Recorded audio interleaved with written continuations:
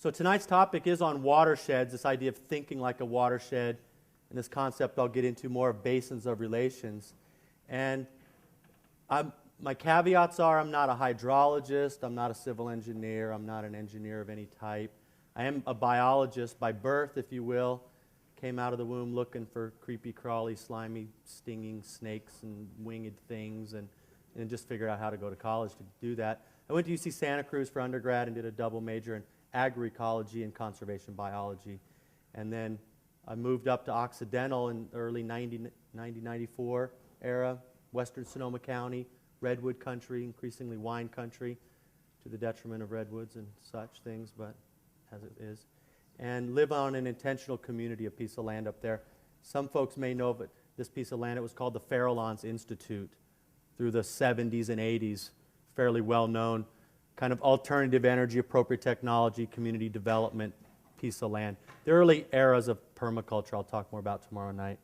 And I think as the prelude to this, and we'll just launch right into it, for me, really getting into a study on water came about because as I spent so much time as a biologist trying to study endangered species, frogs and turtles and snakes and birds and foxes and such, it became pretty clear to me that when the hydrologic cycle of a place had been compromised, degraded or dehydrated to some extent, the carrying capacity for biology was going to be commensurately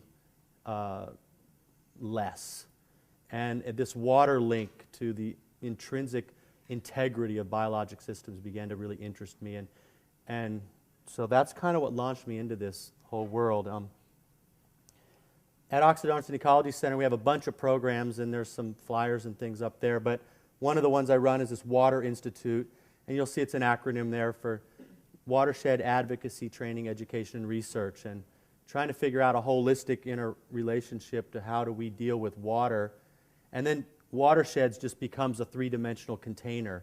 It's really the geography upon which we discuss sustainability and regenerative ecological design ultimately. So many of you may have been misled to believe that this is planet Earth. I would assert that it's actually much better called planet water. 70% of the surface area of this living being is by its surface area water, right? It's 97% by volume saline solution, 2% in the poles, ice caps, deep groundwater, and a little bit less than 1% of fresh water cycling through terrestrial ecosystems. And interestingly enough, in the last 50 to 100 years, of that less than 1%, we've polluted half of it already. So while water is a finite entity, interestingly, it's an infinite cycle, if you will. And so every winter we get a chance to be perfect with respect to living with the hydrologic cycle. Every critter out there, when it's actively respiring and metabolizing, doing its thing, is by volume mostly water. We're carbon-based life forms in our molecular skeletal structure, but water's the lubricant of life, and it really is something that it's the hallmark of this planet. This planet, we're looking for life. We're spending lots of time looking for life elsewhere, but we've got an incredible amount of it around here. And the fun part to get into will be looking at these processes of geology, erosion, deposition, uplift, tectonics, this whole geologic time, that relationship, and then the carving of water and this dialogue between water and land and carving themselves out. And so an image like that where you may be mostly looking at the water, that's the surface water, the charismatic plumbing of the system, I would support you recognizing that by volume, all this vegetation, and depending on what time of year it is, you get into the humus and the subsoil there, it's mostly water. So it's a carbon-based water tag team combo that's geologically, hydrologically engaged. And, all right, blah, blah, blah. It's about to get worse I haven't even started the engine. So the scientific community then tells us that water's a molecule, right? H2O. And most of you generally are more accustomed to, right? It's the Mickey Mouse molecule. So it's got these hydrogen ears, this oxygen face, this positive charge, this negative charge. It's polar molecule, it's bipolar, right? It should pass the hat for its therapy sessions. Like, It's got bipolar issues. It's actually worse, right? It's like tripolar. It's like, I don't know, am I a solid? Am I liquid? Am I gas? Am I sublimating? Am I condensing? Am I evaporating? Am I transpiring? I mean, imagine water as a crystalline, six-sided, expansive solid, right? What's up with that? What's up with a solid that floats on its liquid self and with a little bit of sunlight can become a gas? Or go straight from a solid to a gas and not even be a liquid, right? Sublimation. Really? Does anyone know of another molecule on the planet that occupies all three phase states within a temperature range conducive for life and as a solid floats on its liquid self and has a higher specific gravity to absorb energy than water? This is planet water. This is one of the great substances. And then you get into this tantric aphorism, if you will, that form is the envelope of pulsation. And so if you look at this form, in this case a typhoon in the North Pacific, how many people have read the Da Vinci Code? What was the code? That's a lot of hands and a lot of silence. What was the code? 1, 1, 2, 3, 5, 8, 13. The Fibonacci series, right? And if you were to take any one of those numbers, such as, say, 3 to 5, right? Because you add 2 to 3 and you get 5, and then you add 3 to 5 and you get 8, and that's how it works. And so then if you were to take the 5 and divide it, right, divide the 3 into it, you would get a ratio of 1 to 1.6, which is the golden mean, right? The sacred geometric proportion. And if you look at all life, if this unit is a 1, then this length is 1.6. If this is a 1, the ratio is 1.6. If this is a 1, this is 1.6. And this curvature is that curvature, and the whole proportionality of every living being you know about has a relationship to that geometric underlying universality. And interestingly, what's the lubricant of all of those life forms? Water is the driver. And it's this combo between inertia and viscosity that we collectively know as chutzpah, right? And how much chutzpah do you have to push your envelope of pulsation is the interesting question. So then we get this phrase, water seeking the path of least resistance. And so what does that look like on the board? If you were to draw that picture for me, what does the path of least resistance look like? A straight line. If you were to put a powder on a still body of water and photograph it from above after you drug a stick gently through it so that you got this train of vortices moving energy two-dimensionally and vertically, vorticially, that's the path of least resistance. It's the path of optimum energy dispersion. And water is really looking for that. Life forms are looking for that. They're looking for ways to find the least frictional interface, if you will, right? They're looking to balance those harmonics. And this is just a fun photo. February 23rd, 08. This is just a NOAA satellite image I picked up last February. People scan when storms are coming. And this is the last rain we got. And here's Hawaii and California. So this is our classic Pineapple Express, getting pushed by this here, that mushroom head, and setting up this double volute along the entire Pacific, North Pacific. It's just is this whole essence of these patterns are scale-independent expressions. Yeah? And there's something about it, and it's, when you start studying water and start studying patterns, there's a sense of honoring the extent of scale that water plays. And then you look at a pattern like this, right? Now, it's close to tax day, so I'm up for the idea of streamlining paperwork with the IRS. But when you're really addicted to lining streams with concrete, streamlining with a trapezoidal channel, that's designed to do a thing which is called dehydration. It's a drainage-based design. It happens to be a degradative and dehydrative design as far as I'm concerned generally. But it functions well. It's not clear that we ultimately get out of the landscape what we want with that design. So here you get this lovely little pattern, and there's this classic phrase, very well known in architecture and other fields, that form follows function. And so if you look at this form, and you look at it at low tide, or the same spot at high tide, Tomales Bay, imagine the form, this crenellated, undulatory, sinuous, serpentine, slightly supple and sensual expression of this snaky space, right? That's oscillating, interdigitating between a place of deposition and erosion, as water twice a day aqueously inhales and exhales in a tidal bulge that wraps around the planet with a big part and a skinny waist, high and low tide. Twice a day, every coastal interface is going through this bathing process, high and low, and left to its own devices in a low gradient system, the discussion between land and water will give us this form, right? It'll get really crazy over time. You get these tortuously meandering creeks and flat valley bottoms. Every flat gradient system on the planet, from the Arctic to the Amazon, you'll see creeks that do crazy things like this, right? And make oxbow bends, and old ghost bends are here, about to make one there, about to make one there. Here's an old one, old ones, old ones. And there's this whole concept of time, fascinating notion. This stuff happens through time, and these systems are living and dynamic and evolving and moving and changing. And then we want to put a vineyard next to one, or a housing development next to one. We're going to have to channelize it and make it go straight and make it go faster because we want to develop up to the edge of bank. And I think we're going to have to sort this discussion out, because nature bats last. And water will ultimately regain whatever it wants in the long run. And New Orleans is the great case study for us in America at this point. I won't belabor the hydro illiteracy of the development of that city with respect to its location and design. But I love the city, no hard feelings, but it's not going to stay around as a big city in the long run. So then you get into a pattern like this, right, where it's a satellite image of snow up on the mesas of the Grand Canyon.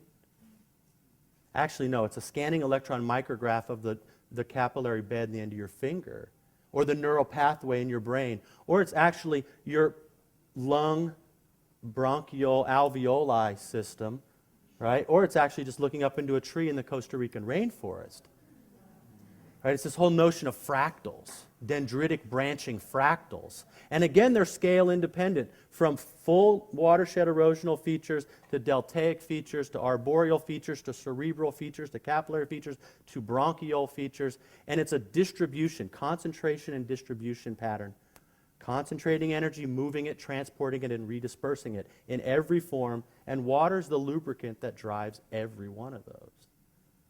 And so, as someone who's trying to figure out how do we redevelop human landscapes, I'm mostly spend time on this, that it's worth the concept of us studying biomimicry or hydromimicry or ecological emulation. And if we can derive patterns of development out of what life's been doing and geology's been doing for a long time, maybe we'll get around to something better, more responsive, more adaptive. I think this study generally, if you look at indigenous cultures all over the planet, historically and currently, you'll find a pretty deep-seated area within the culture of a level of reverence for the relationship of that which rehydrates, this water. And so this gentleman here in the Ganges River, in the Kumela Festival, 35 million people in a single day in one river all celebrating. Imagine that's the population of California all in one river on one day. Bring it on. If Schwartzy could pull that off, I'd actually vote for the guy, right? Or this beautiful water temple in Tambo Machay above Cusco in Peru, pre-Incan temple. I think in America we've got this deep connection to water as well, right? We're really into it, if you will, right?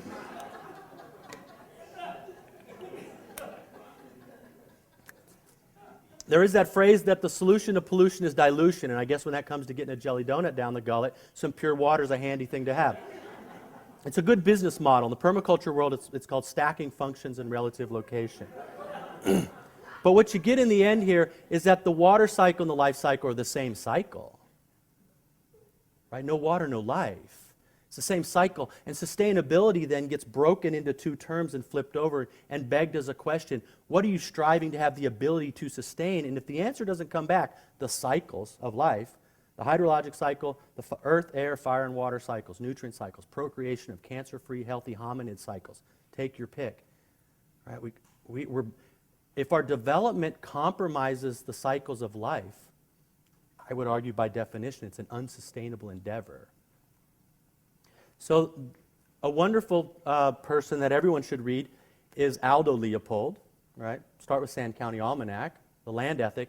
And Luna Leopold was one of his sons, who's an emeritus professor from Berkeley, a hydrologist, and unfortunately recently passed away.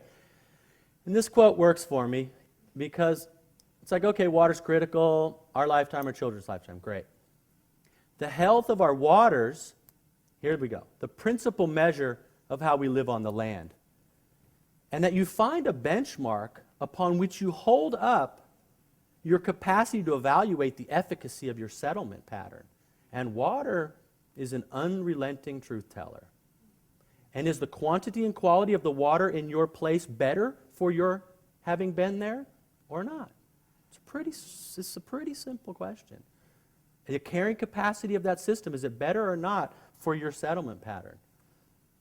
And then you get into this one, and I was glad to see the woman, I'm forgetting her name, who's going to be talking about climate change for you. So this was last year data from the Intergovernmental Panel on Climate Change, who co-received the Nobel with Al Gore.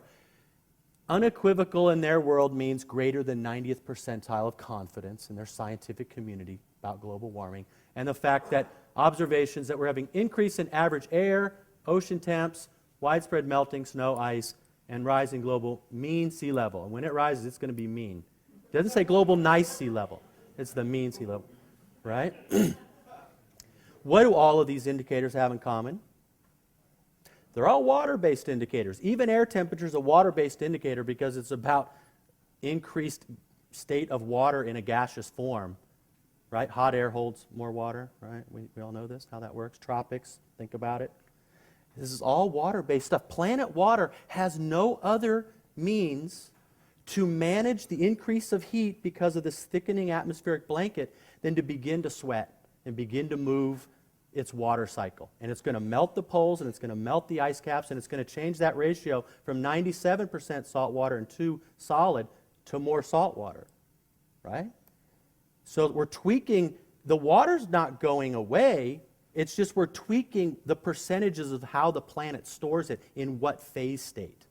And what we're ramping up is the saline liquid part and the gaseous part, and what's going to be really interesting is the solid part. And I saw there was 2 different slides happening, and the one talk about the climate change talk where her thing was saying the predictions from the model is 70% reduction in snow in the Sierra, right? But we don't have to listen to the scientists to tell us that, right? Right? There's this thing, if form follows function, fashion follows function as well, right? I mean, it's an age-old thing. Some of us were just in Brazil, and I can tell you the bathing suits are a lot smaller than that on Ipanema Beach, right? So all of this is an inconvenient truth, and I think, you know, the wake-up call. And here we are in our little island, California. What an amazing spot, and you know, Santa Barbara down here, and this whole system, and it's quite a thing, quite a place. It's an amazing place, and it makes some critters out there wonder what we're up to, right? It's like, when are the hominids going to get it squared away, and is it safe to cross the lily pad? It's not clear, right?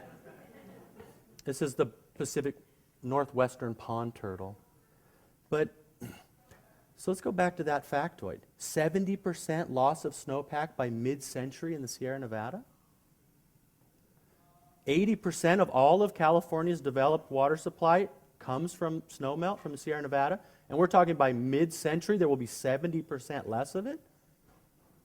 Ooh, that's kind of a crunch, crew. If you're going to push the snow level, this is Mount Shasta, going to push it up, as you go up, it's a declining amount of surface area, the higher you go up on a cone, and ultimately winter's getting shorter, precipitation may change a bit here and there, it doesn't look like a lot, it's just that more of it will come as a liquid and less will be a solid. And if you're dependent on one of the great designs, every western city in America is dependent on a big, tall freezer next to it. Think about it. Tell me about Salt Lake. Tell me about Portland. Tell me about Seattle. Tell me about Boise, right? Denver. They're all based on this. And as those go away, and you don't have this leaky from the top late into the year, it's going to be fascinating. So the water supply question is going to come in. And for those of you who happen to live in a place that's tapped to the big pipe that gets filled via this, you're not immune even though you're coastal. And then you get into sea level rise, and I don't have a map for this because not from down here. But so here's San Francisco Bay, all right, and the dark blue is the current shoreline, and the light blue is the level of sea level intrusion, right, with 1 meter sea level rise. We're up 8 inches in the last 100 years already, so give me another 32 inches. And every time the scientists visit Greenland and Antarctica, they go, oh my God, it's melting a little faster than we thought, right? A friend of mine just flew over Greenland the other day, and all he said he saw was lakes in Greenland. Now, see, Greenland's an interesting thing, because if the North Pole, they're talking about it'll be ice-free by mid-century in the summer, right? But that ice cube's already floating in the glass. Sea level's related, but not as dramatically. Greenland isn't an ice cube in the glass, right? It's up on land. And all of Greenland melts, raises sea level how much? Anybody? Like 20 feet? Right? Is it predicted to melt? I mean, it'll be a long, we hope it's a long time for all of Greenland to go, but all you need is 32 inches. And the entire Bay Delta of California, Sacramento, San Joaquin, Sacramento's now waterfront. The water for 25 million people in the state has to pass through that system. So it's an interesting time, and hopefully then I have depressed you enough that you're basically thinking, all right, the Titanic is sinking. What's sinking is our addiction to fossil fuels delivered to us by the oligarchy, right? And that whole peak oil question, which leads to peak water and thus peak food and peak population, is quite the tag team coming. And in any case, when it's going down, you're looking for a lifeboat, right? For those of you who are looking to save yourself, the lifeboat is what you're looking for, and I would support you in recognizing that the lifeboat you want to find is what is called a watershed. It's going to be at watershed by watershed by watershed. Some of us will batten down the hatches, stem to stern, ridgeline to river mouth, and get the system prepared, adaptive management, for the coming change and all the uncertainty. And we got to get water squared away, and soil squared away, and vegetation squared away, and fire and fuel loads, and transportation, and energy, and housing, and in a declining time of energy availability, peak oil, and a population that's burgeoning.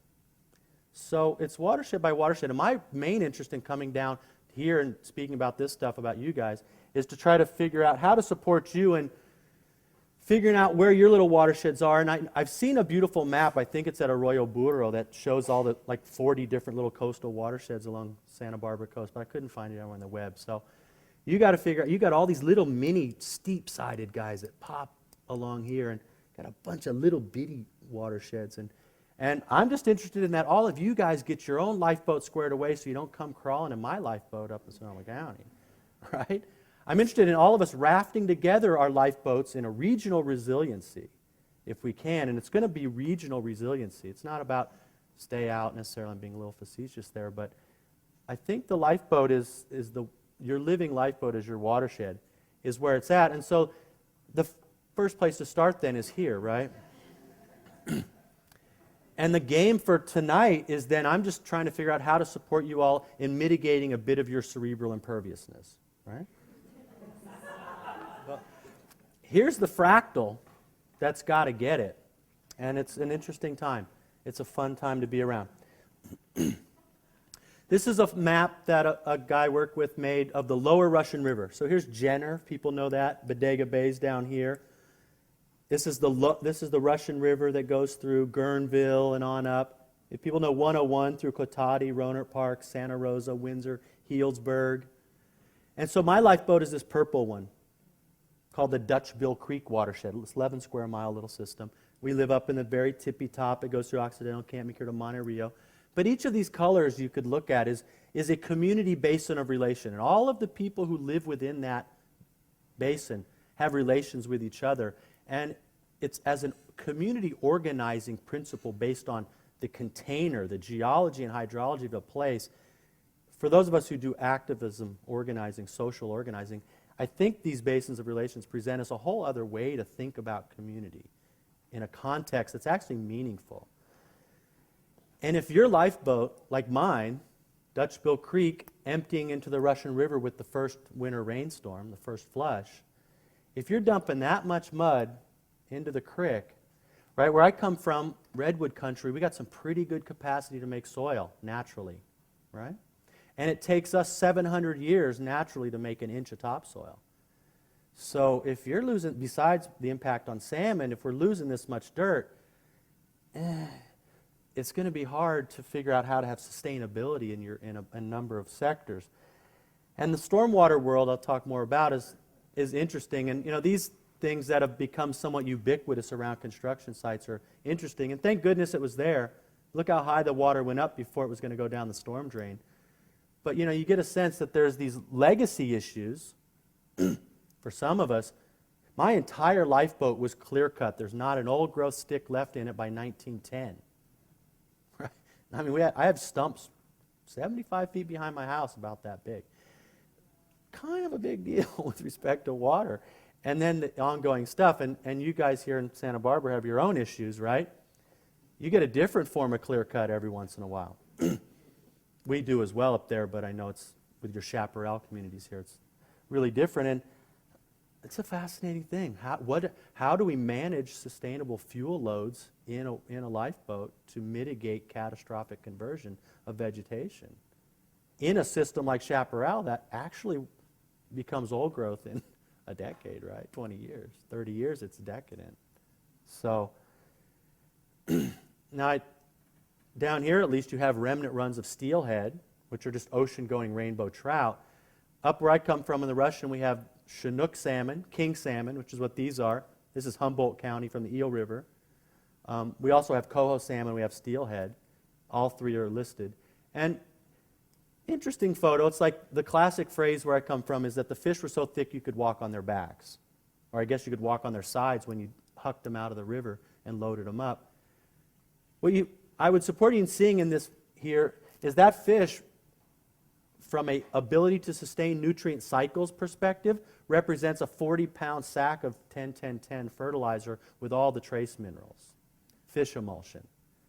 Spawn till you die, as far as you can go in the headwaters, and after you die, bears and eagles and otters and coons and skunks and possums and native people and insects, everybody's partying, everybody's eating fish, and everybody's walking up there and, right? You are what you don't shit. Think about it. But what you do, if you're eating fish, you're moving nutrients. And the lots of studies, there's something called the anadromous nutrient pump. Anadromy. Organisms that go freshwater, saltwater, freshwater. Right? Salmonids, lampreys in our Pacific system. Scientists looked in these organ streams, sampling the needles in fir trees along the river, looking at the nitrogen in the fir tree in a healthy salmon-based system. 60% of the nitrogen is of marine origin. Look at a juvenile steelhead in the stream. 60% of the nitrogen is of marine origin, isotopically. Take a grizzly bear bone that you take out of a museum that was shot in 1872 from Yellowstone when it was made a park, right? Where's Yellowstone? Oh, it's across the Columbia, the state of Washington, across the Snake, across Idaho, and hooking up into Wyoming, 1,500 miles. 50% of the calcium from that grizzly bear bone, when sampled isotopically, was of marine origin. These salmonids are the primary bearers or eaglers or otterers, you otter get this one, right, that they're bringing back the nutrients. And when they go extinct, your carrying capacity to support NPK, any botanists, any plant geeks out there, any folks who are going to go buy your little bag of fertilizer, right, always organic and well-balanced, bat guano or composted manures or something. That's what you're seeing there. These fish are amazing. And so where I come from, this whole reality, right? I'm admittedly a fish head. I'm a fishophile. I like these things for a bunch of reasons. But from an overarching conservation biology perspective, they're really important for a bunch of reasons. How are the steelhead runs doing around here? 6 individuals. Any sense of what the pre-development population might have been? A lot more than 6. Right? Look, check out a website called Shifting Baselines. Really nicely done job on this concept of baseline. If somebody's going to... So if the population next year doubles to 12, does we get a headline in the paper? The population's doubled? Is that... people like to play with numbers. Is like, no, tell me what the baseline was in 1750 or 1850, or give me a time, right?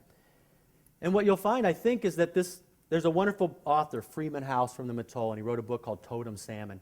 And this idea that we learned from salmon, how humble of us hominids, that the importance of the watershed is a unit of perception. Like, wow, okay, it's not just your lifeboat, it's actually a perceptual unit. And the perceptual unit that's got to get it is this one, right? And so the work of the day then is right here, ecosystem restoration. And you've got to restore the headwaters, which is the water in your own head, to get the fact that it's up to us bipedal saxosaline solution to grok this reality, right? If we don't restore the ecosystem, we ain't getting to the ecosystem. Don't fool yourself. This is about interpersonal, intersocial, intercultural dynamics of coming together to work it out on behalf of the longevity of ourselves. And Watershed, I think, provides a container to begin that discussion that's actually meaningful at a landscape scale. So where I come from, this is a Coho salmon. Our mantra, right, is no Coho left behind. Now that's all very quaint. Guess how many Coho we had in the Russian River Basin, which is a 1,500-mile basin, this winter? 0. This is the year they went extinct in the Russian River because last year they weren't there and the year before, and they're a 3-year fish. So it very much looks like we're going to go with, we being Fish and Game and National Marine Fisheries Service and UC Co-op. I work a lot with those folks, so the Royal We. We'll be looking for them in a couple streams, but they just, I think the euphemism, they blinked out this year. Interesting. And so you guys got 6, right? This is actually a little, I was just looking around on the web. I put in Santa Barbara steelhead. I was seeing if I could find some fun stuff. And it's like, well, I don't know. Maybe you like fish or not. I hopefully I'll have given you a sense that they have some value. But this idea of thinking like a watershed is interesting. And from out in the pelagic, heel the ocean, right? Way out there.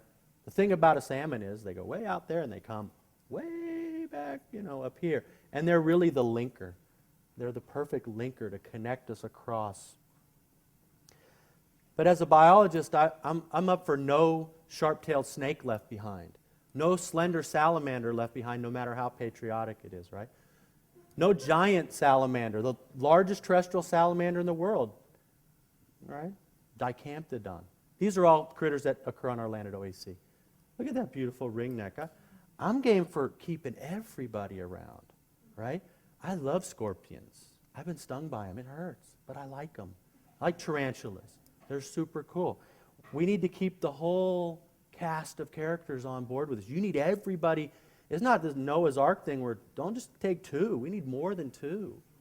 You got your lifeboat, you're wanting more than 2 of everything. And, here's a fun one, right? In science, there's this notion of kingdoms. When you get into classification, kingdoms, 5 kingdoms of life. There's some argument on Protoctus and bacteria and all the prokaryotes, right? But generally, there's some plants, some animals, some fungus, right? We know those big ones. And I like to call them kindoms instead of kingdoms because it's about kin, and I would hope that all of you are kinesthetic learners to some degree, right? You learn by doing sort of muscle memory kinesthetics. But really, kinesthetics, as far as I can tell, is honoring the aesthetics of your kin with all life. It's kinesthetics. And to be clear, genetically, these critters breathe oxygen and exhale CO2. We're genetically more related to fungus than any of the other ones. So you really are a bunch of fungi and fungals, right? So I think, and I do these trainings, these 4-day trainings, basins of relations trainings and things, but I'm trying to figure out, in the process of restoring the home basin, the living lifeboat, it's the relationships of the community is where the juicy stuff's actually going to go down. Yeah, we can put some rocks in the creek, shape them in a pattern like a V, flows from here to here. make it have this U shape, create a venturi to dig out this, create a pool for fish. But it's ultimately, it's the connection of the people trying to figure out as workers. This is green collar jobs.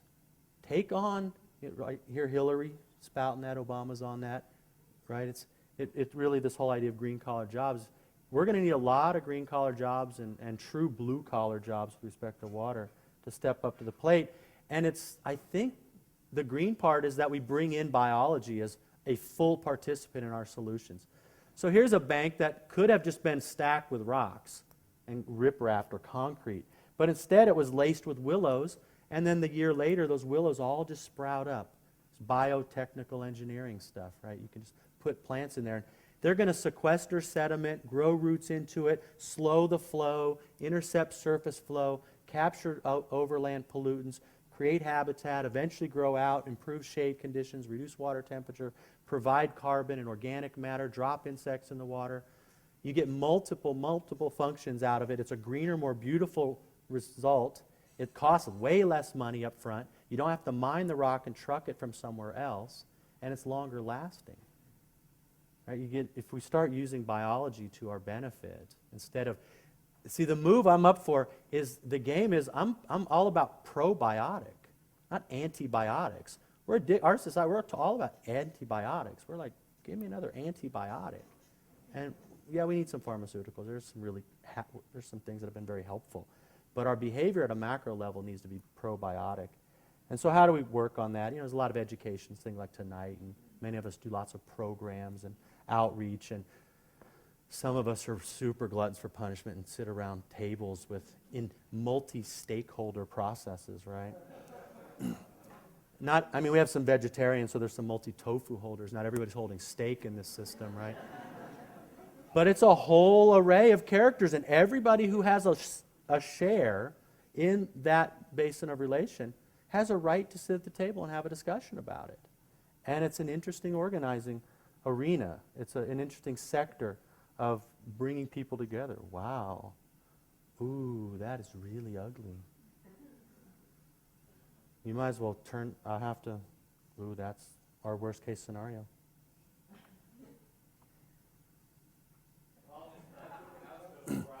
Well, you might as well, or at least block this off so you don't have to watch me work on this. Ooh. Well, I can keep jabbering on, but because it's going to take too long to load that back up. So I'll fuss with it. So where I was headed with all that is basically what we've got then is a chance to begin to put the watershed back together. And that's going to be an interesting piece. And I think it starts with a level of hydroliteracy, if you will. How do we become hydroliterate? And I would support you in recognizing our current population of people, our society is the most ecologically illiterate civilization this planet has ever known. And has anybody read this book recently by Richard Louv on the last child in the woods? This whole concept of nature deficit disorder. Their campaign is No Child Left Indoors. So I think we get to move into a space where we honor how it is that humans develop a system and then begin to figure out how we're going to rework it through a process that I call conservation hydrology. How do we have a regenerative, rehydrative settlement pattern? And so the world today of stormwater is a really interesting thing. Are there any stormwater practitioners? Anybody use that on their business card? Yeah? It's an interesting time right now, right? We have the Clean Water Act, Endangered Species Act. We get these acts, and a lot of focus was on point source pollution, the big pipe coming out of the factory, right? And we got to stop that.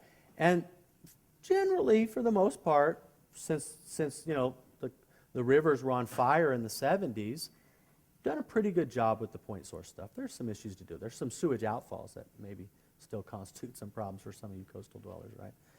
But what's really shown itself to be an issue is this arena of what they call non-point pollution. It's the dispersed, decentralized, small stuff.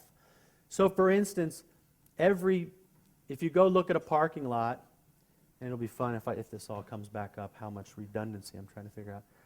The show takes a while to load. It's terrible. Macs, PCs, computers. So every parking lot in America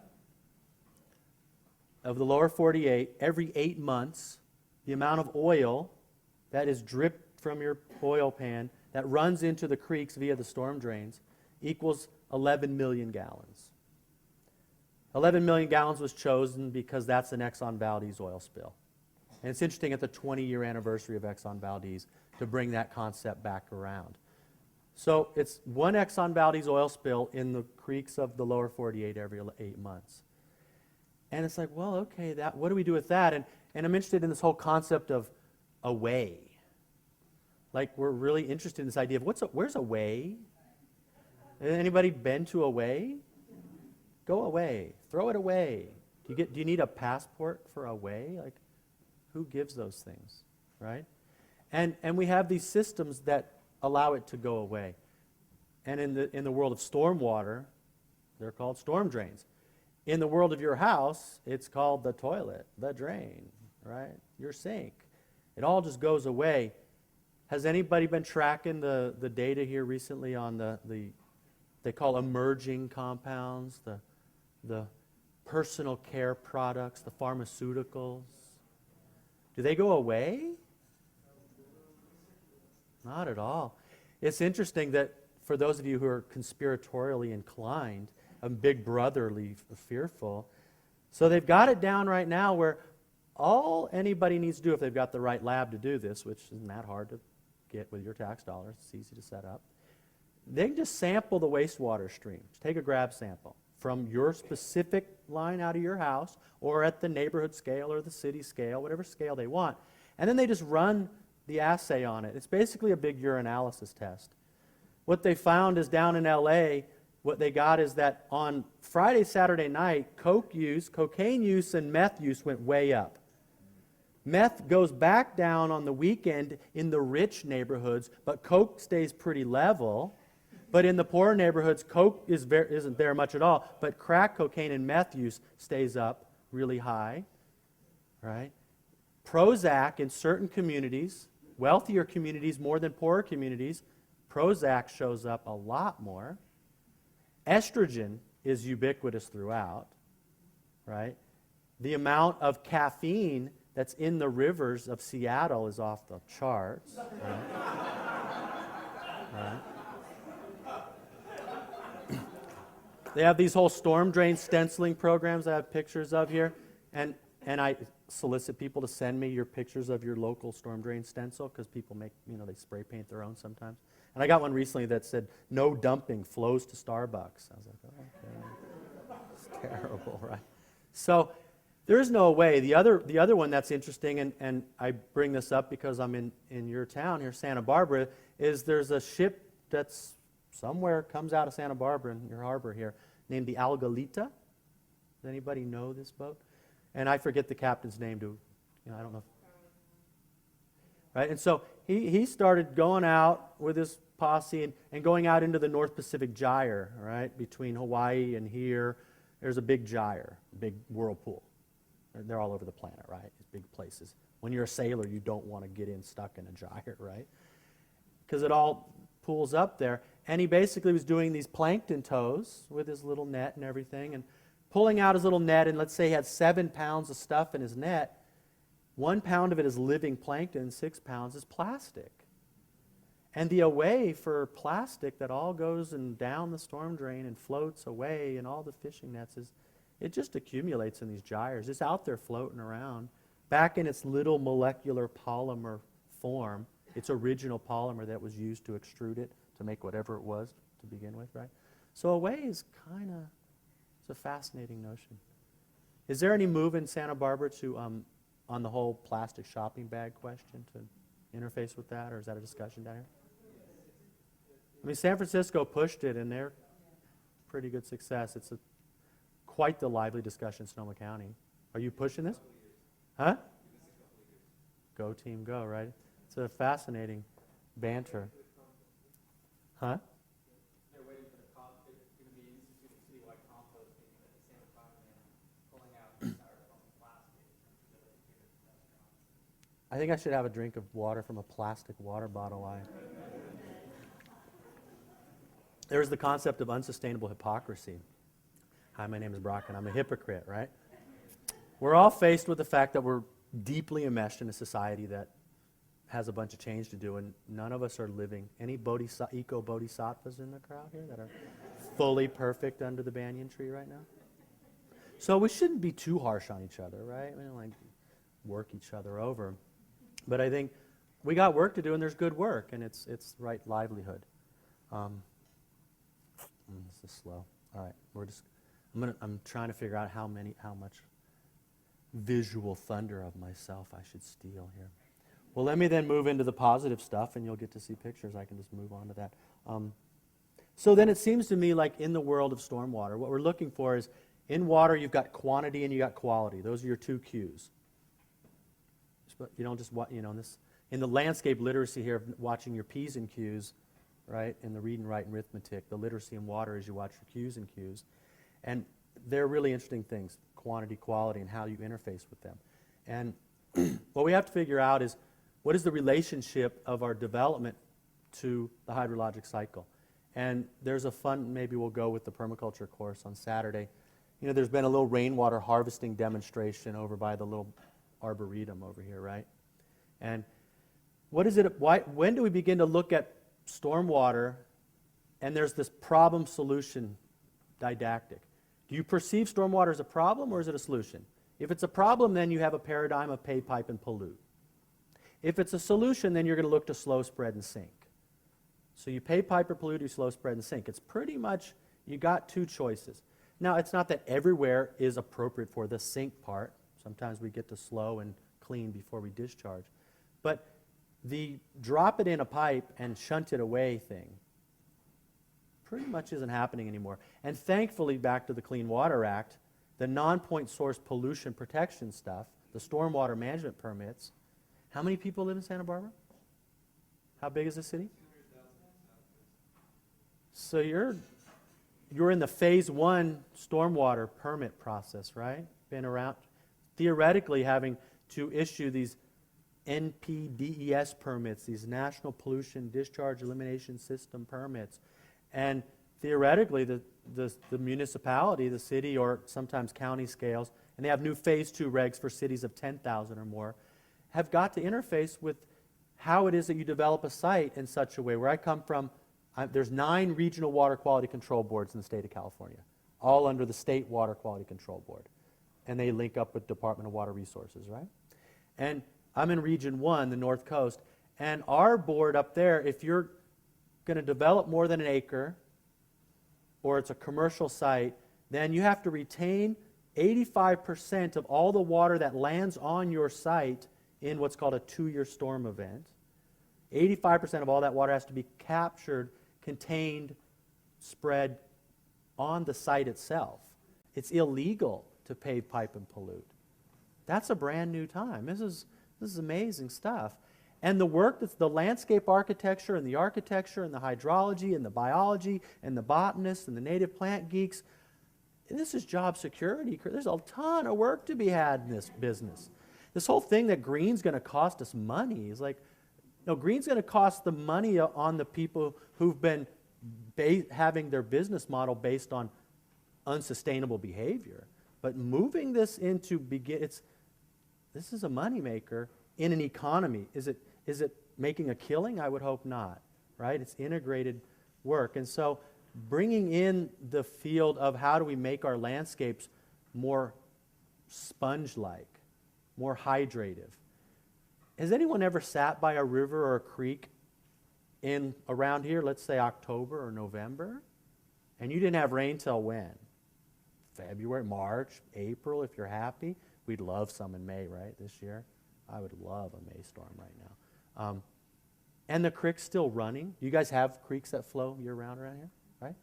How does that happen? This is magic, right? Where's it coming from? It's got the sponge of the landscape of the watershed. The charismatic, sexy plumbing of the perennial stream represents less than 10% of the surface area of any watershed on average. And 90% of the system, the muscle, the tissue, the flesh, the bone, the trees, the rock, is ground, right? It's terrestrial. But if you get into terrestrial, if it's been hydrated because it's porous, it's open, it's a native system, let's say, that has the capacity to slow water because of vegetative canopy and interception and humus. What's humus, right? It's just a carbon compound. It's not humus. If you grow an organic garden and you grow garbanzo beans, you can make hummus, and if you compost the hummus, you can make humus, and it's a cycle, right? If you got a good pita bread, then you're all good to go on that. But humus molecularly will hold 6 to 10 times its own weight in water. And so if you have a leaf litter rich mulched soil with a good topsoil with a vegetative canopy and roots that open it up and mycorrhizal fungi that are holding it together, then you've got an active sponge that can leak into the ground and ooze out, and voila, we got a creek. And anybody paid attention to any of your streams around here that happen to be in areas that have what we might call been more urbanized or logged or maybe ranched a little too hard, overgrazed, a little too compacted, a little too converted? And how do those creeks look in November? They're dry, right? It's a really pretty basic thing. And when it rains, how do those... Do you know what the hydrograph is? We talk about the hydrograph. I've had a little graph here. Then the height of the creek is on this axis, the y-axis, right? And time is going this way. So if we have a rain event here, the creek, does the creek go up really fast, down, and flatten out? Is it flashy? Do you get a rain event here and an inch in the mountains, and what does the creek swell up and go over its banks and go back down? Pretty familiar with that. That is a classic signature of an urbanized stream. Now, granted, in desert situations, there are notoriously flash floody type events, but if you look at the type of storm event that it takes to trigger those flash floods, we will see that it's smaller storm events, and they're more frequently occurring because of that hardening of the landscape. Whatever land practice it is, the removal of native vegetation, the compaction of the soil with roads and animals, and then obviously asphalt, right? And the move is to sort of do this 12-step program and deal with the imperviousness is not really to argue about whose ass is at fault for the stuff, right? We just got to figure out how to help get the water back in the ground, right? Huh? It's going. Are you happy? All righty.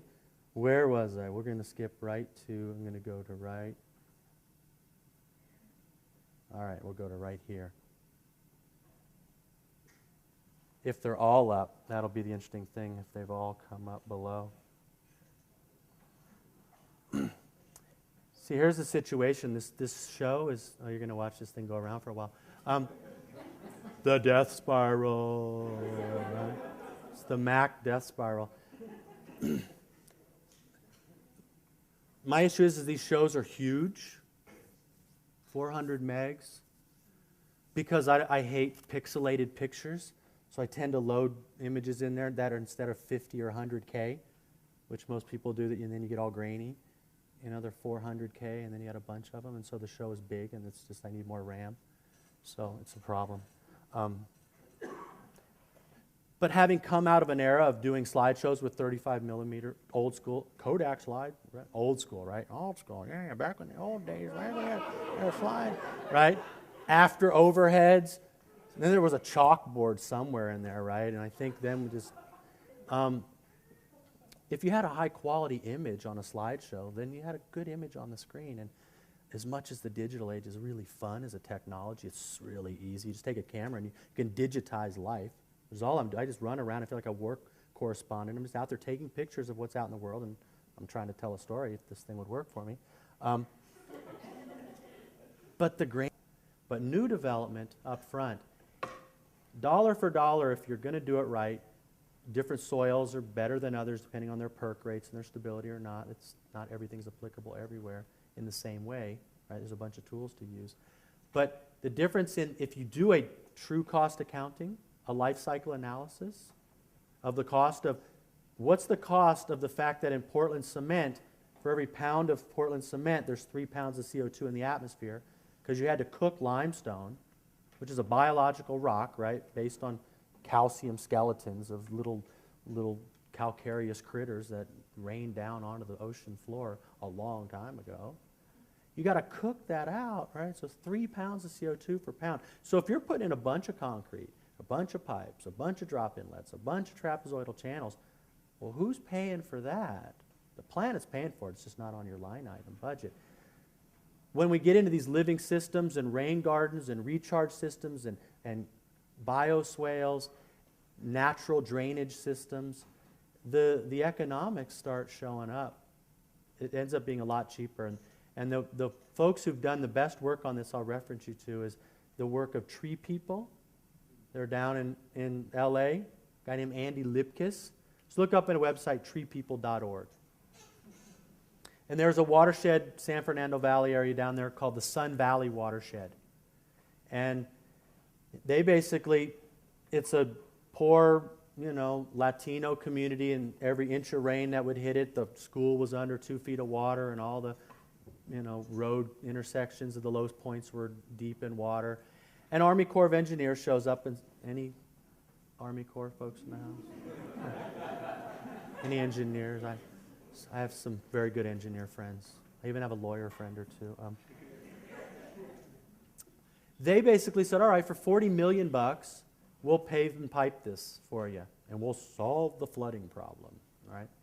And Andy Lipkiss and his folks came in and said, well, we did a cost-benefit analysis, and what we'll do is for $100 million up front, we'll get you more green space, more ball fields, better quality ball fields, improved water quality, increased groundwater recharge, which provides actual supply, reducing need for imported water, all of the associated pumping costs, the electricity costs, the embodied energy, the greenhouse gas emissions, with a local recharge basin, and reduce the flooding, daylighted creeks with more green space, and will save you in that process for $60 million up front, $200 million over 20 years.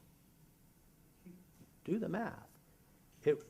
This is where it goes. And so they're implementing these now, and you can go on the Sun Valley Watershed website. They've begun doing these.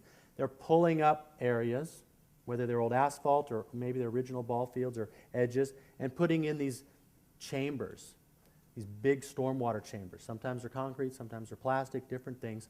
And then they're reapplying whatever on top. It could be a parking lot, could be buildings, could be a ball field, could be any other land use you want. You engineer them differently depending on loads and vehicles and such, right? And they're basically they have 6 of these projects done in dispersed areas in the city. And Andy was talking at a conference I was at, in this Bay-Friendly Gardening conference in Berkeley. And he said that per inch of rain now, these 6 projects put 100 million gallons of water in the ground per inch on 6 little bitty projects. Now that's water supply. That's in situ. That's water in your lifeboat. So that LA doesn't, when the Colorado dries up, right? Anybody been reading the data on the Colorado? Lake Powell, ooh, those are going to be dry mud holes within the decade at the rate things are going. Within 7 years, it's looking like Lake Powell will basically be nothing but a mud hole. 7, crew. And the drought that they're in, when you look at the tree ring analysis for the last 1,500 years of that basin, actually what we're going into is just what's called normal. And the real drought, when it goes there, lasts for 200 years, 500 years. So Andy Lipkiss, those guys figured out that within the Los Angeles basin, averaging out the years, that the amount of rain that falls within the Los Angeles basin, if it was managed properly, they could meet 50% of the water need within the basin itself.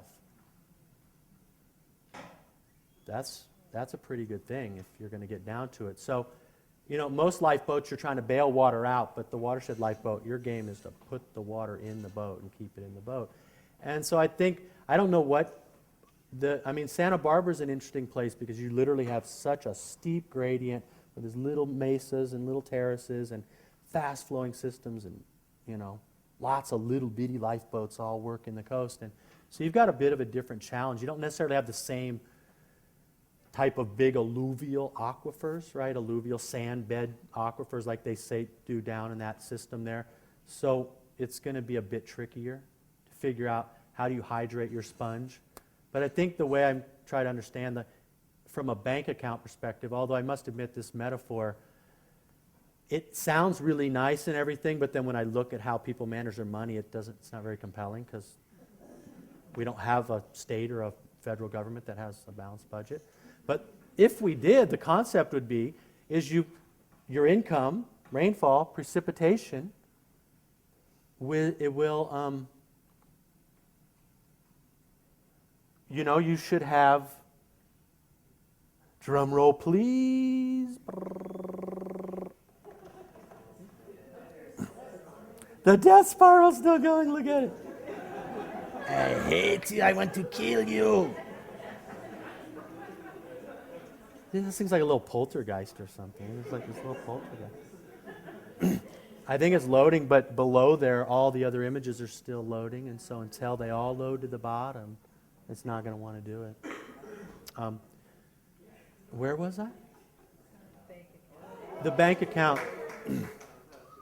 Oh.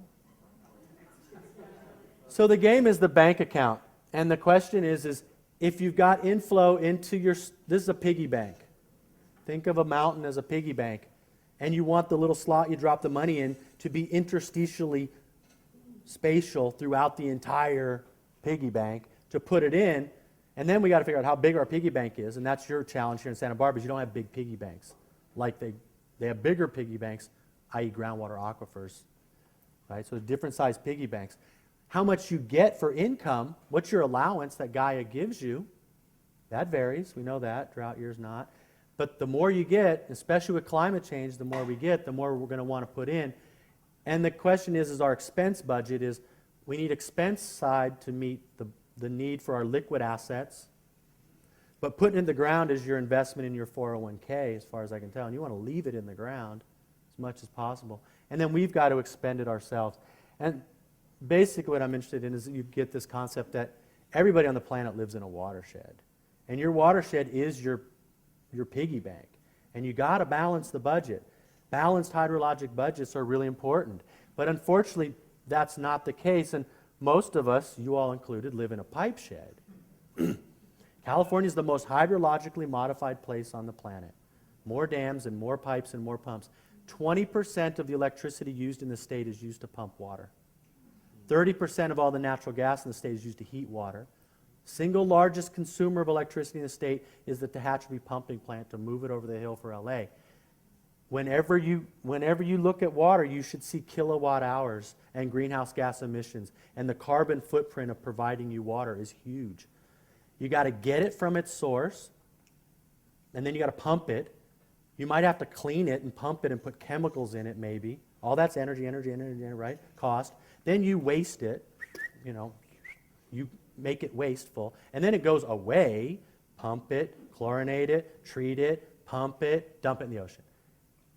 So 1 gallon of water source to sink, if you look at how much energy is embedded in that to get it to you from a faraway place, makes local economy look really good. Localization. So how do we get people? I do lots of tours and show people places. I got some money from the Coastal Conservancy to do a watershed education program. So we just put signs over, as you come over a ridgeline into a new watershed, there's a little sign. It tells you you're having a watershed moment, right? And you're going to get it. Imagine when Lewis and Clark stepped over the Continental Divide, they had a watershed moment, the Pacific Basin, right? If you go right north into Montana, there's the triple divide peak, Arctic, Pacific, Atlantic. There's 2 of those on the planet, triple oceanic divides. Pretty cool spot for folks who are into this. See, the original word of watershed is actually a German word, Wasserscheide. Means the water parting. It's the place on the ridge where the water sheds and parts. In America, if you go to Australia or any other English-speaking country, they talk about catchments. Is the synonym for watershed, or a basin, or a drainage. And the watershed is the dividing line, but we collectively call the watershed the basin. but it's fun to figure out where they are. And if you've got one around, then I don't know, I'm trying to figure out the signage plan here in Santa Barbara. It's just going to be like a bunch of signs going all along, and it'll be fun to, somebody will have a GIS map and you'll figure it out and you'll find all those little points where there's proper places to put a sign. Go to the Coastal Conservancy and get the grant. And you can go to my website, which I'll give you at the end, and there's a little booklet that was published by the Southern Sonoma RCD, who was our collaborating partner on this, and they published a little how-to watershed signage booklet, and it's got everything in it. It's really easy. And the Coastal Conservancy is funding Santa Cruz right now. The Navarro's doing it right now. Are we Ventura yet there, gal? Is Ventura going? Yeah. All right. Okay. Napa's working on it. Our game is to do the whole state. So here's a little watershed display sign that I got some Rotary Club money. And Dutchbill Creek and Salmon Creek are on either side in Occidental where I live. It's on a saddle. That town's on a saddle. And so we met some little fish trusses, and there's redwood from a tree cut down in town that we milled up on site. And this is a piece of artwork. You better look up, girl. I'm giving her props for her piece here. Sarah's like, hello. You have to pander to the locals, at least down in Ventura here. But, any creative way you can get it across to folks, that the foundation of life is water, and therefore it's got to be the foundation of design in the built environment. So here's your pave it, pipe it, pollute it, or slow it, spread it, sink it option, right? And here's this sort of, do you design landscapes to be dehydrative, desiccative, and degradative, right? This is images from the book over there on the shelf, Rainwater Harvesting for Drylands by Brad Lancaster, really good friend. Or do you look to a system that you play your little banjo on while you fill up your water tank and have your little infiltrative sponge-based landscape? Here's your Exxon Valdez oil spill that I mentioned earlier. Here's your little stencils. But again, I'm back to the question of a way. And hopefully I've belabored that point enough. And here's your image of all these bottles. Here's your little garbage patch I talked about. It's massive. It's massive. The thing is really big. It's really big. And here's a sign from Santa Barbara. Someone will go see from the little rainwater garbage. So I'm interested in this idea that we really think about the concept of harvesting, and that rainfall is an option to harvest. And so you look to these porous systems. So here's what's called a rain garden. It's at Glencoe Elementary School in Portland. And if you look that up on the web, they've done incredible data on this, the city and a bunch of engineers. So this pipe comes from a parking lot over here off the picture that has, all that oil. And the pipe used to go like this and out to the river. They cut the pipe, raised up the inlet elevation, and now it flows through this living biofiltration-based system of carex, in this case sedges, right? Sedges have edges, and rushes are round, and grasses are hollow from top to ground. Or sedges have edges, and rushes are round, and grasses like asses have holes. But in the matrix of the sedge, in the soil, in the humus, is the soil food web. And that's where the business of this whole game is. Fungus especially. Amazing work on fungus and what fungus do. And when oil's coming down the pipe and you've got a saprophytic fungus in there with its mycelium just waiting, and it just starts having this Pavlovian syndrome and salivating over waiting to exothermically break that carbon-hydrogen bond and get fed. Waste equals food. And this fungus breaks oil back down to basic atomic parts, zero pollution, zero residual, edible mushrooms if you're doing it with oyster mushrooms and shiitake mushrooms. Look at the work of Paul Stamets, fungi.com, a book called Mycelium Running. Amazing work with fungus. And so you get into this whole soil system, and a good soil structure should be 50% pore space by volume for air and water and roots and penetration. Soil structure. A teaspoon of old growth soil that's intact should have 6 billion organisms in it per teaspoon. There are linear livers that we intercept the sheet flow. In case this goes to the Napa at the Copia building, if anyone's been there, Napa. It's not a groundwater recharge structure in that case because the soils don't do that. Here's a friend, Bill Wilson in Mill Valley in Marin County. Had his old driveway when he bought the house, failing and funky. So he pulled it up, right? Put in a porous base of different types of gravel, filled it with these pavers, and then the interstitial space, the water goes through. And he, in this case, his driveway has zero net runoff on the entire driveway surface. In a 3-inch storm event off a 1,000 square foot of roof at the downspout dumping onto this driveway, the pool of surface water was no greater than 3 feet before it went in, straight in. And it's related, he lives a creek in his backyard, and he's infiltrating an alluvial aquifer under the house that then leaks out into the creek to keep it flowing in the dry season in summer. So it's this problem-solution question. He's got a whole pan system he does. These are called epic pans. You can look them up. In his backyard, they're under this lawn now. Catch the rainfall in the pan. They're plumbed together, so they either catch rainfall or they can be pressurized with a recycled water, your irrigation water, gray water for subsurface disposal.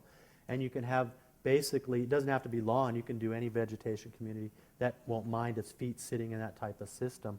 No net runoff in his entire parcel between the driveway and what he's done around the house. And his water budget, 50% of water annually for people's residential use goes to landscape.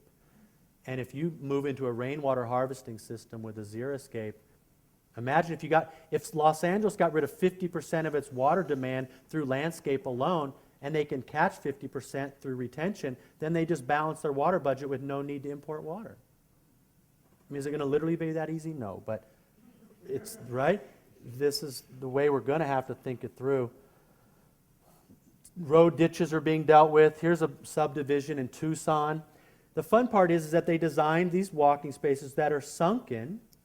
I don't know what's up with this whole trip of mounding soils in these landscapes. If you need to plant a tree and you don't necessarily want the crown, you might mound the tree, but these mounded landscapes, I know there's some textural intrigue to have some topography to your form, but we need sunken waffle gardens, they're called, and set this up in Tucson to be 100% on-site infiltration, stormwater retaining, groundwater recharging, native wild butterfly, hummingbird habitat system, right? Electric free, because there ain't no pumps, because there's no irrigation, no pipes, there's no plastic, there's no chlorine, no PVC. Imagine the savings. Do the math for me. By one design element, what we can do. I guess I find it exciting. So we're looking to have it run on, not run off. And this is a parking lot in Portland that's set up the same way. And in this case, they don't do groundwater recharge. If they have too much water, they have enough to get rid of it, or they have an underground outlet there. But you've got all this biology improving water quality prior to discharge. Here's a tennis court. Hard to play tennis here, right? This was a tennis court at a middle school in Portland, 6th, 7th, 8th grade magnet school. This is called the Da Vinci Water Garden. Look that up on the web, you'll find a whole site on it. And they pulled up the asphalt. Again, they didn't ask about it, who's at fault for it, right? And this is roof water harvesting from these portables in a couple tanks. They've got flow-form fountain with a pond for koi, and then surface water catchment from the parking lot, groundwater recharge, planted with a native community and edibles. So they've got alders and apples mixed in pears and choke cherries and thimbleberries and such. I had to climb the fence to get this photo. I went back 2 years later, and the alders are 30 feet tall, and the whole thing is a green jungle, and you can no longer see into it anymore. And this was designed, implemented, installed, monitored, and maintained by 6th, 7th, and 8th graders as a fully integrated curricular link to their entire classroom setup. Right? Now, in stormwater, we don't want to make mosquito breeding habitats, so West Nile virus is a big deal, and I honor that. As an ornithologist, I'm much more concerned about it, to be honest with you, because it's really nailing native birds. But West Nile virus is what I'm more concerned about when it's all said and done. Here's one of those things that they did in the Sun Valley project, pulled up this underground chambers, a lot of concrete, cost benefit, embodied energy over the long run. Does it pay itself off? You've got to weigh the numbers. But, out of this, they got ball fields and things, and the kids get to look in the chambers and see the water stored. And I think they've just done amazing work in LA. This is Seattle. Straight streets, cars go fast, bad parking, failing storm drains, kids don't get to play tag in the street, mom ain't letting it happen. It's just a bad design. Form follows dysfunction, right?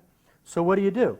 Well, you think like water, same house, and it's curvy, better parking, sidewalks, and on-site in situ infiltration rain gardens along the entire corridor. These are called C streets, SEA, street edge alternatives. And Seattle, because of the Clean Water Act and the Endangered Species Act for salmon, is remaking most of sections of whole old neighborhoods, street by street by street, and all new development is even better than this. And the interesting thing is in these old neighborhoods, after they rework them, right, so they take them from that to that, the property values in the homes are running 15 to 20% more in the remade neighborhood because it's safer, better parking, walkable, more beautiful. So the economics are there. Just the real estate agents alone are on this game. And I work with a program right now, a green real estate agent certification program. The real estate agents get this. They're clear that it's in their business interest, if you will, even in this market of absurdity. So you can either choose to do a vineyard like this where you clear cut the entire thing and you believe in the drain age, right? The age of draining all, the drain age, or you believe in the retain age. And this is a vineyard it's called Davis Bynum Winery on West Side Road outside of Healdsburg, Sonoma County, where we dug the earth up, piled it up in these berms that are on the contour, and then the vines are going to be planted up here, these little tubes. And these catch the storm water, slow it down, spread it out, sink it in the land, recharge it. It retains as a lens of water that grows over time due to the connection to the soil profile. And the grapes now have their irrigation delivered to them in situ where they want it to get at it all dry season. So you set up a dry farm vineyard that needs no groundwater, that doesn't dehydrate the aquifer so it keeps water in the creek for the fish, needs no electricity to pump it, catches all sediment. It's organic and biodynamic. They only use compost teas now and cover crops. And because of the compost tea program, they have no mold problems, and they're not spraying sulfur anymore. And it's a dry farm Pinot Noir that's worth more money and a higher quality, that's fish friendly and integrated in groundwater recharging.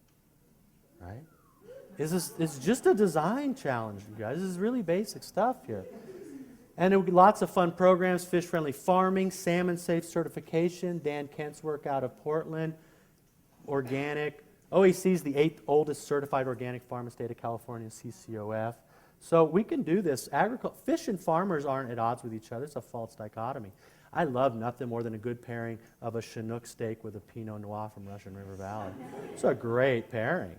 And my lifeboat, I want to have good wine and good fish.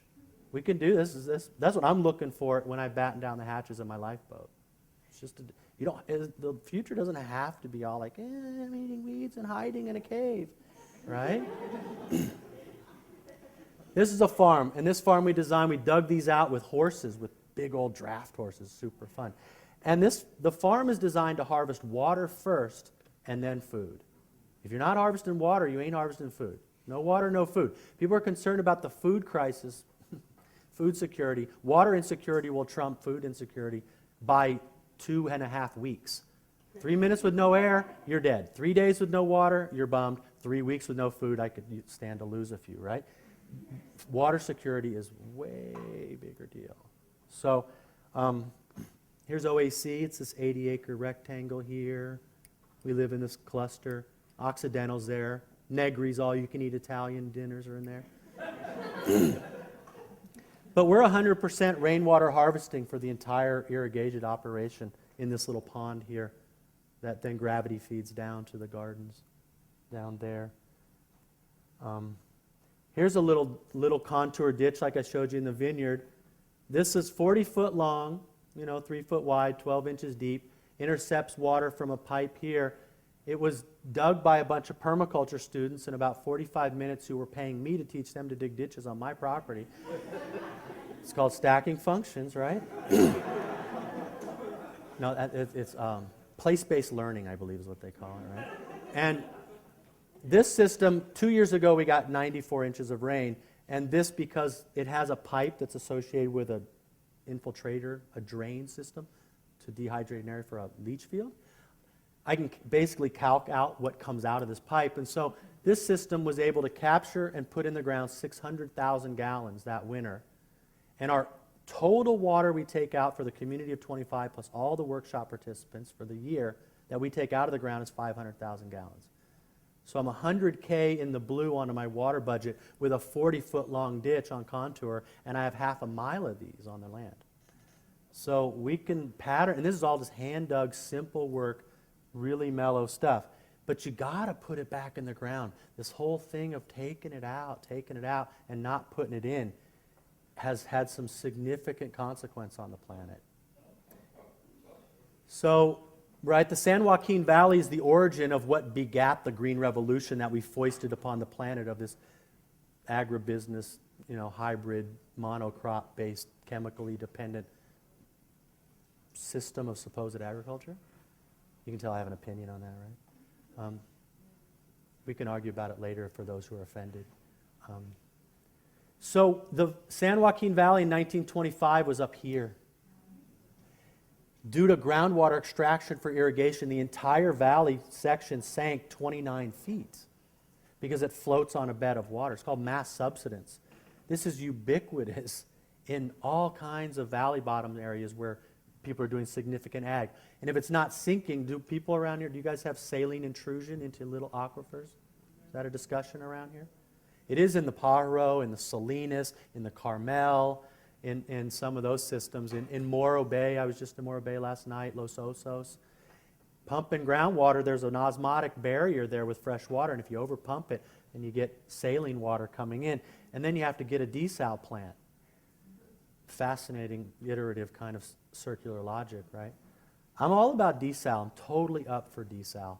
It's called the hydrologic cycle. The sun hits the ocean, desalinates it, makes clouds, and it rains back down. Live within your water budget. It's a desal plant, right?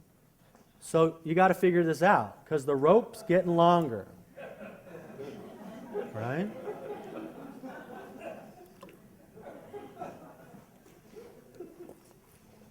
Goodness. See, when you overpump these groundwater, you get these things called cones of depression, which I think looks like a dunce cap, and you're depressed with a cone on your head because you've run your well dry. And if you're pumping water that's adjacent to a stream, just because you put a straw on the ground does not mean that water you're taking out is true, quote, called groundwater. If that pumping affects the surface flow, legally, anybody work for the Department of Water Rights in this room? Right? Legally, you are now pumping a surface water, and you need an appropriate water right for that.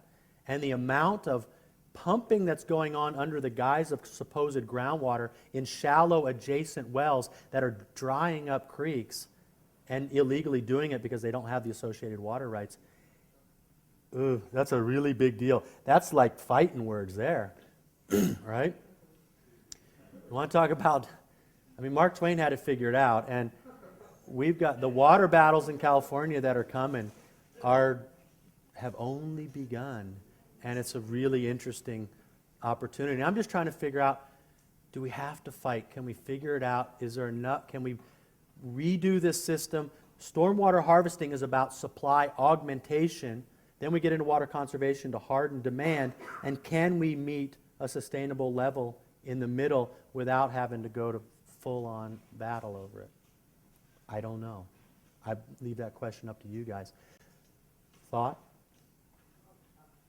If we start, I'm loving this. This is great. It's always good to lead with flattery. Now give me the real thing.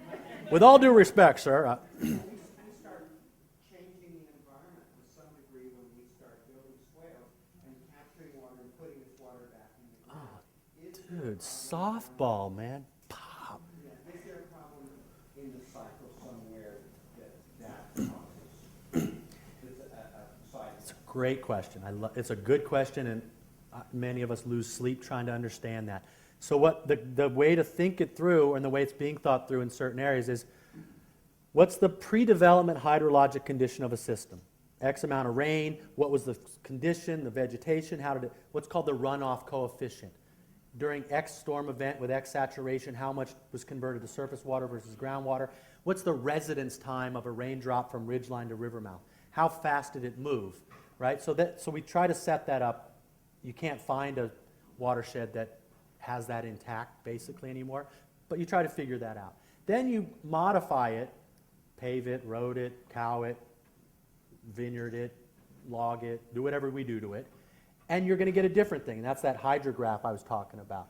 So we're currently dealing with a system where you should have gotten, and what you're now having to do, which is why the stormwater permits are in, if you want to put an impervious surface and you're now clear that you've paved it over, you're now stealing the water from the creek by dumping it in the river in January when it should be going in the ground and coming out in October. So when we're talking about swales, or water spreading types of structures, what my understanding or the philosophy, and it's not just me, that a bunch of people are articulating this idea, are coming at, is we're trying actually to remedy the current state of dehydration through imperviousness to get us back to a more retentive landscape with respect to the residence time of the flow. So we're trying to actually restore, we want that hydrograph, instead of going up and down, we want it to go like this. We're trying to ameliorate or attenuate the hydrograph is the technical term. So if you're going to put a rainwater tank off the gutter, is this tank stealing water? You should say that the roof is stealing the water. If the roof goes to here and this goes straight out to the river, then the roof stole the water from the creek later in the year because you ran it down there and flooded your neighbors out in January. So it's interesting to me that what brings it up that we all of a sudden start getting worried about taking water is when we want to store the water. And I'm like, no. If we're going to have this discussion, then I want to start back at the source, which is let's rehydrate. So is this stealing it? And then the question is, this storage is offsetting what demand from what other place that would have been taken at what time of year and pumped. And so we begin to get into, it's a complicated question and a really fun one. And lifeboat by lifeboat's going to have to figure out what's the optimum storage and retention of landscapes to balance environmental water needs with human water needs in such a way that works. And I don't have an answer for you, but I think it's the work of a water budget, which legally we should be required. We don't need any more unfunded mandates in this world. We need to pass legislation and fund the legislation through bond measures to set up a in-stream upland water monitoring, water budgeting process, basin by basin, that gets at a process that pre-adjudicates it before you really have to call the judge in and truly adjudicate it, which nobody where I come from wants to do. You had a thought? Yeah, would it make more sense rather than having a county water district to control the water, say, and pump it to a bunch of fire packs, sterile environmental homes, to have people catch their own water like this, and then have individual people do their own well and reservoir for the drier times after they treat their areas? There are areas where that may make more sense. So you described a whole bunch of tools in the toolbox of how to augment supply and decrease demand, and they all sound good. I'm just supporting you with a bunch of tools, and then place by place, city by city, county by county, rural setting by rural setting, you're going to have to figure out which tools make sense to apply in what manner based on your geology and your rainfall regime and your length of season, and right? I'm not punting on the question, but the answer is it depends, maybe, right? But what does is interesting is here's Portland, 35 inches of rain spread out over 6 months, so the tank keeps getting topped off, smaller tank. This is a tank for 4 people, a family of 4 for 5 years, and the guy who put it in is an MD, and he has a carbon filter with UV light on the downstream side, and that's 100% of the potable water for his family for 5 years when I showed up to take the photo. Ole Airson, you can find this system on the web.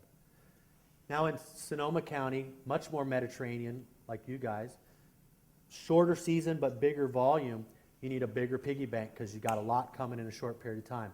So this is 27,000 gallons of ferrocement, all off of this roof again, right? We're not taking it does not come from anywhere else. This, you created the impervious surface, and all this is doing is trying to balance a net zero and actually take responsibility for the impervious surface that you put up to begin with, is the positive flip that I'm trying to support you in seeing.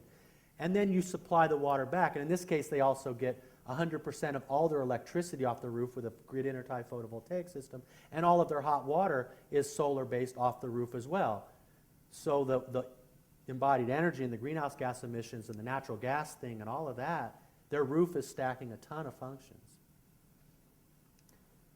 Brazil, this is a hand-done ferro-cement tank, but I love the way they paint on them with these permaculture sites. This one has a pre-filter. Water goes in here, fills up, and then if it's plugged off, it'll fill up in all the leaves and junk, and then the ball floats up and plugs it, and then the water can go in there. So it's a simple little pre-filter to keep the leaves out of your tank. Then you have post-filtration and disinfection as needed. Same thing, little pre-filter, super simple. There's lots of models and ways to do that. Simple stuff. Here's an LA, Tree People again. They did a model home, and they have these steel tanks that are acting also as a fence. They have a little pre-filter kind of a dude as well in there in an urban setting. If you're in an urban setting and you got a big pipe and your water is artificially subsidized because we the people built you a state water project and funded it, and we're not paying for the impact of that watershed that's now underwater and the fish that can't get there anymore because that's not in the cost of your water. So it's pretty cheap, the water, really. Then these water systems where you've got to pay for the tank, put in the $200 double backflow prevention so you don't have cross-connection and contamination of the municipal supply, which is important, right? And the $100 a year to have somebody come and monitor that system. It gets pretty hard to do the math and make the economics work in some settings. So we're going to need better budgeting to really honor this. But in rural areas where I come from, where my well's 185 feet down and it pumps less than a gallon a minute and sometimes goes dry, then you can't beat the price of having it. It's better quality water. This is a school in Lagunitas in Marin County, Salmon Protection and Watershed Network, SPAWN. And so we work this system out. It's this little pavilion. They fill up 30,000 gallons and then irrigate their organic vegetable garden on the school campus out of that. And they're taking no water out in the summer, keeping it in for the fish, and offsetting the discharge of this excess surface water in the winter, which is good for fish too. It's integrated, holistic design. Volkswagen plant, 3 million gallon rainwater system on that one. Currently in Tokyo, every new building that's built in Tokyo has to capture, contain, and reuse 70% of all the water the building uses itself in its own building envelope. Urban roof water harvesting. City Hall in Seattle has a 215,000 gallon rainwater cistern for all toilet flushing and irrigation use for the city there. The legislature 2 years ago in Texas funded a study of rainwater harvesting potential for the entire state of Texas. That's now out, and they're putting hundreds of millions into buy-down programs like we do for photovoltaics, buy-downs for rainwater harvesting systems throughout the state of Texas. Look, Arizona will give you $1,500 for a roof water system. City of Santa Rosa, where I come from, will charge you $60 for a permit, $200 backflow preventer with a $100 annual fee if you want to put a 55-gallon drum underneath the downspout because you can't have cross-connection issues. It's going to cost you $300 for a 55-gallon drum. That's not even plumbed anywhere because it's got a garden hose. So there's policy. I'm supporting you guys, those of you who make policy or do county plans, city general plans. The biggest limitation to moving this ball forward is mostly policy. So then imagine, well, let me wrap this up and then I'll do Q&A because of that shutdown, I'm a little more behind time. So imagine this, right? You could catch water off this large home, and every pool in Santa Barbara now becomes a rainwater harvesting pond with an integrated in situ constructed wetland called a regeneration zone in the world of these living pools that's planted with natives, in this case like cattails or non-natives. This is a carbohydrate producing plant. You could have wasabi root in there, taro root in there around here, right? Water chestnuts in there, all these carbos. You could stock it with freshwater prawns, little freshwater shrimp. So I could have a little freshwater shrimp sashimi with my own wasabi root in my swimming pool that's chlorine-free, that's stormwater harvesting, right? Every American backyard pool becomes a full-blown protein carbohydrate producing aquaculture, swimmable system. Sheet mulch the lawn, put it in an edible food forest. And as the saying goes, right, the Chinese said that with water in the well and food in the ground, what need for king or government have I? This is the Department of Home Water Security right here, crew. And doing this is called sustainable hedonism. And that the lifeboat I'm looking to design is a lifeboat it's gonna be a party, right? And we're gonna be like, lay into the oars, gentlemen, give me a Pinot, let a salmon steak, I need a freshwater prawn with my wasabi, right? We can do this. We can do this. This is not impossible stuff. It's design. Living roofs, green roofs, they're off the charts. People are doing them all over. The largest urban set of green space at this point, besides like Golden Gate Park in the city, is going to be on the Cal Academy of Sciences green roof. That's being planted with a vegetation community that's specific to a little blue butterfly that's an endangered species. It's going to be the largest open space of native habitat for this endangered butterfly on the peninsula there. Is going to be on the roof of Cal Academy of Sciences. And it's a stormwater system, water quality purifier. In the case, this is Atlanta Zoo, keeps the heat out of the building, saves energy, keeps the heat in the building, saves energy, reduces the urban heat island effect. Atlanta's 15 degrees hotter than the surrounding areas in the summertime. So you start stacking the benefits up once again. See, the game is how many functions can you get out of one element and save more money and have a higher quality of life as you do it. For not just you, but everyone else. Xeriscaping, native landscaping, butterfly, bird habitats, really fun, low water using. I mean, my game is, we've been working the bugs out for a long time, literally. And the entomologist in me says, you got to work the bugs back into the system. For every pound of human flesh on the planet, take 6 billion plus of us and weigh us, there's 300 pounds of insect biomass. If you design a system that excludes insects, you have designed a system that is designed to fail. That's just the way it works. So, and then there's the whole reuse size, but I'm not going to get a lot into. This is a fun one, a constructed wetland pond at Benziger Winery in Glen Ellen, Sonoma County. They recycle all the wastewater from the processing plant, 3 million gallons a year for irrigation, and they have beautiful vine row cover crops and things, and great soil practices. So you can do that one. You know, it's pretty easy to do. And then there's the gray water question. You have Art Ludwig coming. He's a native of Santa Barbara. Right? Art is he's the god of gray water. He's amazing. I totally honor him. Really good friend. But this is a fun one for Brad Lancaster, right? So here you got your little thing. This one goes to the fig, the sapote, the orange, and the peach. Move the hose to a different tree every load. And it's subsurface disposal. It's not the super hippie style where you're just laying the hose out, right? It goes, this is buried in the ground. That rock lives on there. The pipe comes in here. This is a surge chamber, right? This is just showing you what this looks like under there. And it just allows subsurface disposal, irrigation in situ of gray water. Every gallon that you could catch on site that you can reuse on site is a gallon that didn't have to be pumped to you and doesn't have to be pumped away. And when you do the math, this is going to add up. And society will pay us to do this if we don't do it ourselves. And so hopefully, I guess, in some, I'm looking for that we settle back in and just ponder water, reflect on that, how foundational it is to our life. You got to get politically active. You may need to put your salmon suit on. Wear shorts because it's hot in that thing. Go to the Board of Soups, put the mic in the suit, step up to the plate, and speak on behalf of Totem Salmon.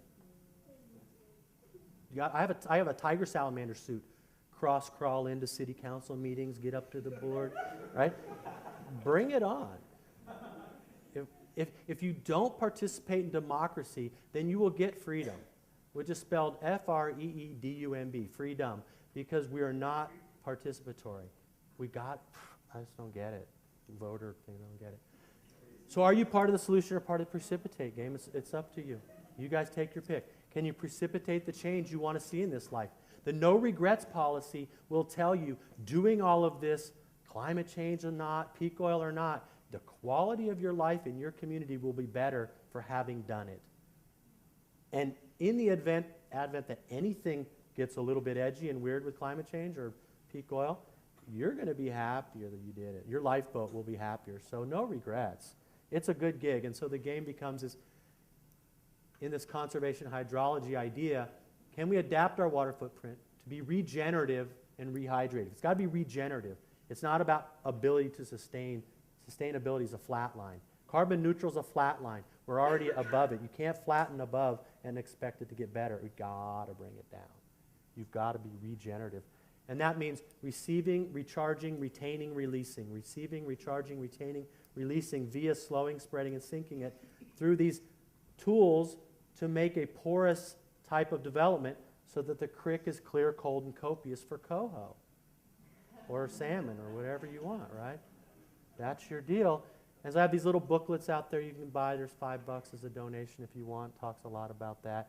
And so I'm not sure where it starts and where it ends, but you get this slice of life. And do with it what you can. And pay attention. And keep your eye on the prize. And maybe you have eyelash envy on this female hummingbird here, right? But it's a beautiful life. And invest in your solar power. The power of your soul to step up. It's solar power. It's ecosystem first. And it's going to be ecosystem restoration. Can you restore your connection to place? What's the story you believe in? What's your creation myth? Oil and water. Is the planet a community or a commodity? And all I'm doing, because you're hardwired for storytelling, is I'm telling a story around a fire. It happens to be run by some electrons, if they work. And it's just restoration of ecosystems to get to restoration of ecosystems. And that is basically then trying to reweave the web of life and put the puzzle back together, which is the work of the day, is put the puzzle back together. It's this opposition to the post-Descartes reductionist, myopic, compartmentalized, fetishized, tear it apart specialization world. We got to put it back together. And Watershed is the vessel that will carry you home. So I thank you for your patience with this.